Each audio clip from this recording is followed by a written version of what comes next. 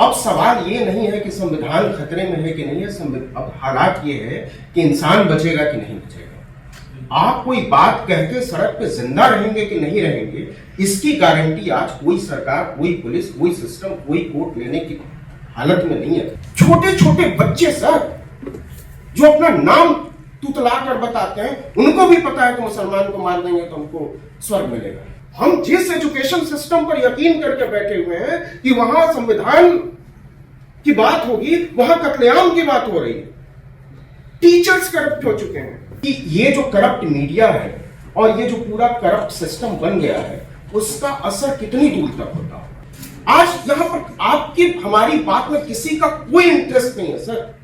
सच ये है, इसको मान लेंगे तो आगे का रास्ता नहीं। तो आरएसएस का पेनिट्रेशन है वो कितने जमीनी स्तर तक है, हम लोग उसका अंदाजा नहीं लगा सकते। कि जिनको यूनिवर्सिटी में होना चाहिए, जिनको असेंबली में होना चाहिए, जिनको पार्लियामेंट में होना चाहिए, जिनको पॉलिटिकल सिस्टम में होना चाहिए, वो बैठ के जूस बेच रहा है, वो चाय बेच रहा है अपनी डिग्री लगाकर। आज इस देश के इतने बड़े बड़े इंटेलेक्चुअल्स को बंद कमरे में बैठने की जरूरत क्यों पड़ी है? इसलिए कि हमको यकीन ही नहीं है कि हम बाहर कुछ बोलेंगे तो लोग सुनेंगे और उसको समझेंगे और उसको ऑनर करने की बात छोड़ दीजिए।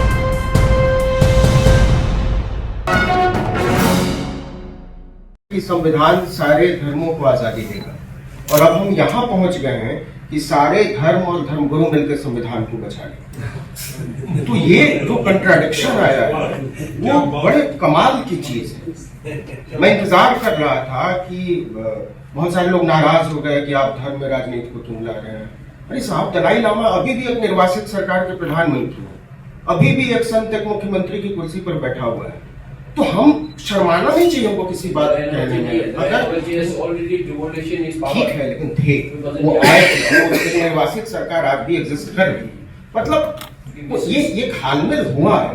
अब ये घालमेल हुआ है तो हमको इसको एड्रेस करना पड़ेगा। तो एड्रेस करने का मैकेनिज्म क्या होगा, हम किस तरीके से, हम जो हालात है, अब सवाल ये नहीं है कि संविधान खतरे में है कि नहीं है, अब हालात ये है कि इंसान बचेगा कि नहीं बचेगा। आप कोई बात कहते सड़क पे जिंदा रहेंगे कि नहीं रहेंगे, इसकी गारंटी आज कोई सरकार, कोई पुलिस, कोई सिस्टम, कोई कोर्ट लेने की हालत में नहीं है। माफ कीजिएगा, बहुत सारे सीनियर एडवोकेट और जज बैठे हुए हैं। लेकिन सच ये है कि इलेक्शन कमीशन एग्जिस्ट नहीं कर रहा है इस देश में। इतना बड़ा खतरा होगा तो चोरी छुपे, चुपके से, शर्माते शर्माते बोल के होने वाली बात नहीं है। बात खुलकर होनी चाहिए, साफ गोई के साथ होनी चाहिए और मास में होनी चाहिए। मैं हमेशा लोगों के बीच में ही रहता हूं। मैं अपने घर में शायद महीने में 3-4 दिन रहता हूं। मैं लोगों के बीच ही रहता हूं और मेरी समझ में ये आता है कि जैसे अगर आप छोड़ दीजिए, अमेरिका का रिजल्ट क्या है, एक करप्ट कैपिटलिस्ट सिस्टम और एक करप्ट मीडिया की जीत है। तो आपको क्या लगता है कि ये जो करप्ट मीडिया है और ये जो पूरा करप्ट सिस्टम बन गया है, उसका असर कितनी दूर तक होता होगा? मैं छोटा सा सर एग्जांपल देता हूं।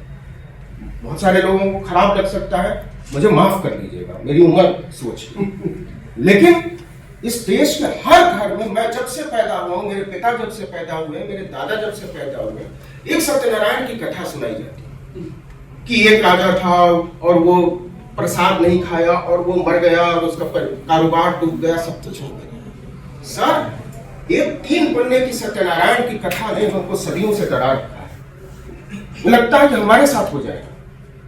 आपको क्या लगता है कि ये दिन रात जो मीडिया पर प्रवचन चल रहा है, उसका कोई इंपैक्ट नहीं होगा? बहुत गहरा इंपैक्ट होता है। आप जाकर लोगों से बात करिए गांव में, वो किस तरीके की बातें करते हैं। वो कहते हैं कि हमने टीवी पर देखा, आप झूठ बोल रहे हैं।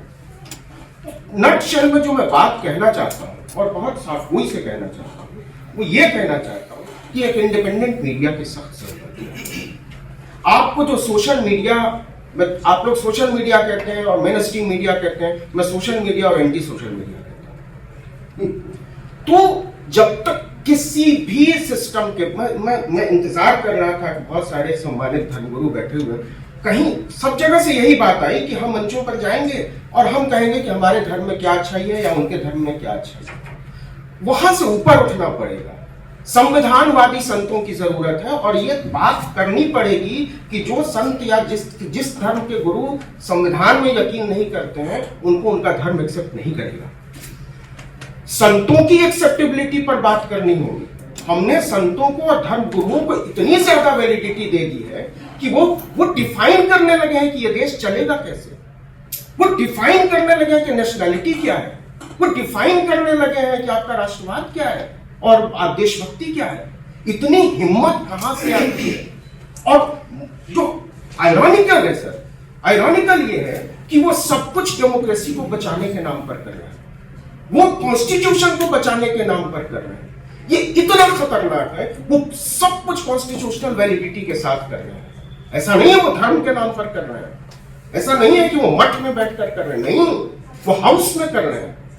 तो अब फर्ज करिए कि यहीं पर इतने ही सारे लोग आरएसएस के लोग बैठे और इतने ही सम्मानित लोग। आपको अंदाजा है कितना बड़ा मीडिया का हुजूम इस्लामिक सेंटर के बाहर खड़ा होता और आप में से हर एक से पूछता कि अंदर क्या बात हुई। आज यहां पर आपकी हमारी बात में किसी का कोई इंटरेस्ट नहीं है सर। सच ये है, इसको मान लेंगे तो आगे का रास्ता नहीं है। तो वो रास्ता कहां से बनेगा, वो कौन लोग बनाएंगे, कहां से ऐसी गोलबंदी होगी जहां से हमारी आपकी आवाजें दूर तक सुनाई दे, मास तक सुनाई दे। पेनिट्रेशन जो है, जिस पर कोई बात नहीं हो रही है, जो आरएसएस का पेनिट्रेशन है, वो कितने जमीनी स्तर तक है, हम लोग उसका अंदाजा नहीं लगा सकते। ये वही देश है जहां हफ्तों हफ्तों गणेश को दूध पिलाया गया है, और ये बात धर्म के नाम पर हुई है। तो हमको तय करना पड़ेगा, ये चाहे हम हिंदू हो, चाहे मुसलमान हो, चाहे सिख, ईसाई, बौद्ध, पारसी या एथीस्ट हो, हम लोग छोड़ दे रहे हैं, एथीज्म को छोड़ दे रहे हैं। फ्रांस की सबसे बड़ी क्राइसिस ही एथीज्म है। वहां चर्चों में लोग जाने को तैयार नहीं है क्रिश्चियन देश। आप वो भी, उसको भी एक फेथ मानिए। लोग हैं जो कहते हैं कि हमको धर्म से मतलब नहीं, ठीक है हम दिवाली में दिया जला लेते हैं, लेकिन इसका मतलब ये नहीं है कि हम आपके लिए गर्दन करते हैं। तो एक इंडिपेंडेंट मीडिया और इंडिपेंडेंट ब्रेन, हर धर्म को इसको काउंटर करना पड़ेगा, क्योंकि हर धर्म, रिलीजन के नाम पर हर धर्म में क्या हुआ, जो सबसे बड़ी क्राइसिस ये है कि इंडिपेंडेंट ब्रेन को आपने सप्रेस किया, उसको डिमीन किया। वो मुसलमानों की भी क्राइसिस है, वो हिंदुओं की भी क्राइसिस है, ईसाइयों की, सबकी क्राइसिस है। इंडिपेंडेंट ब्रेन को रिलीजन काम नहीं करने दे रहा सर। वो अपने अपने घरों में बैठ गए हैं लोग। आज इस देश के इतने बड़े बड़े इंटेलेक्चुअल्स को बंद कमरे में बैठने की जरूरत क्यों पड़ी है? इसलिए कि हमको यकीन ही नहीं है कि हम बाहर कुछ बोलेंगे तो लोग सुनेंगे और उसको समझेंगे और उसको ऑनर करने की बात छोड़ दीजिए। हमको वो इज्जत, वो एक्सेप्टेबिलिटी हासिल करनी पड़ेगी, और वो एक्सेप्टेबिलिटी तब आएगी जब हम ग्राउंड लेवल पर जाकर लोगों से मिलेंगे, बात करेंगे। चीजें इतनी खराब हो चुकी है कि ये सोचने के लिए बहुत समय और एनर्जी चाहिए कि शुरू कहां से करना है। छोटे छोटे बच्चे सर, जो अपना नाम तुतला कर बताते हैं, उनको भी पता है कि मुसलमान को मार देंगे तो हमको स्वर्ग मिलेगा। कहां से आया ये? किन लोगों ने बताया है? स्कूलों में होता है। हम जिस एजुकेशन सिस्टम पर यकीन करके बैठे हुए हैं कि वहां संविधान की बात होगी, वहां कत्लेआम की बात हो रही है। टीचर्स करप्ट हो चुके हैं। एकेडेमिया, एक करप्ट एकेडेमिया, जिसको इस बात से आप मुझे बताइए कि जामिया मिलिया इस्लामिया में आज तक स्टूडेंट्स यूनियन क्यों नहीं है, और इस बात की बात कोई नहीं करता, कोई नहीं करता। इस मुल्क में सर गिनकर पूरे देश के स्टूडेंट जहां से इंडिपेंडेंट ब्रेन आता था, ये सबसे बड़ा करप्शन था लिंगो कमेटी की रिपोर्ट। आपने इंडिपेंडेंट ब्रेन को पॉलिटिक्स में आने से मना कर दिया, और इसलिए रिलीजन के नाम पर बकवासें शुरू हुई, क्योंकि एनर्जाइज्ड यूथ पॉलिटिक्स में आना बंद हो गया। फिर ठेकेदार किस्म के लोग आए, अमीर किस्म, जिनके पास पैसा आया, उनको लगा हम असेंबली जा सकते हैं, हम पार्लियामेंट जा सकते हैं। जो पढ़ा लिखा आदमी था, उसने ये सोचना बंद कर दिया कि मेरी जुबान है, मेरे पास एक सोच है, मैं जाकर हाउस में बोलूंगा। वो नहीं सोचता सर। वो दुकान, आप समझिए कि आपको बड़ा मजा आता होगा आप जब वीडियो देखते होंगे, इंजीनियर चाय वाला, पीएचडी जूस वाला और ऐसा। अब सोचिए इस डेमोक्रेसी पर कितना बड़ा धब्बा है कि जिनको यूनिवर्सिटी में होना चाहिए, जिनको असेंबली में होना चाहिए, जिनको पार्लियामेंट में होना चाहिए, जिनको पॉलिटिकल सिस्टम में होना चाहिए, वो बैठ के जूस बेच रहा है, वो चाय बेच रहा है, अपनी डिग्री लगाकर। तो जब, और ये रिलीजियस पीपल को सोचना पड़ेगा, नहीं तो हो सकता है कि आज मजा आ रहा हो। मेरा इस देश के पॉलिटिकल सिस्टम में, डेमोक्रेसी में, कॉन्स्टिट्यूशन में अपार यकीन है। आज नहीं तो कल इस देश का पॉलिटिकल सिस्टम, इस देश की डेमोक्रेसी इन तमाम लोगों को अपराधी की तरह दर्ज करेगी जो आज खामोश है। तो यह सोचना ही पड़ेगा और कोई शर्माने की जरूरत नहीं है। आप लोग तो बहुत ताकतवर लोग हैं ना, आप लोगों के साथ कुछ होगा तो हाउस में आवाज होती है। हमारी तरह के लोगों पर मुकदमा हो जाता है ना, कहीं थानेदार का फोन आ जाता है ना, तो हम लोग कांप जाते हैं। न पैसा है, न पूंजी है, न हमारे पास कोई सोशल कैपिटल है। तो ऐसे लोगों को जोड़िए जो वाकई बोल रहे हैं ग्राउंड पर जाकर, उनको एनरिच करने की जरूरत है, उनको स्ट्रेंथन करने की जरूरत है, और ये सोचने की जरूरत है कि इंडिपेंडेंट ब्रेन को रिलीजियस लोग या इंटेलेक्चुअल्स या लॉयर्स, एडवोकेट्स, जजेस कैसे अपने साथ लाएंगे, कैसे उनका इस्तेमाल करेंगे, कैसे बेहतर तरीके से उनको पॉलिटिकल सिस्टम का, अगर इस देश की डेमोक्रेसी मारने वालों को, काटने वालों को, कत्लेआम करने वालों को पॉलिटिकल सिस्टम का हिस्सा बना सकती है, तो इस देश में भाईचारे की बात करने वालों को, कॉन्स्टिट्यूशन की बात करने वालों को पॉलिटिकल सिस्टम का हिस्सा बनाने में कोई शर्म हया की बात नहीं होनी चाहिए। ऐसे लोगों की पड़ताल करनी पड़ेगी, खोज कर लाना पड़ेगा, और ये काम सबका है। ये अकेले संजय जी का काम नहीं है, या अकेले सलमान जी का या अदीप जी का काम नहीं है, ये सबका काम है। ये इसी को रिलीजन मानना पड़ेगा।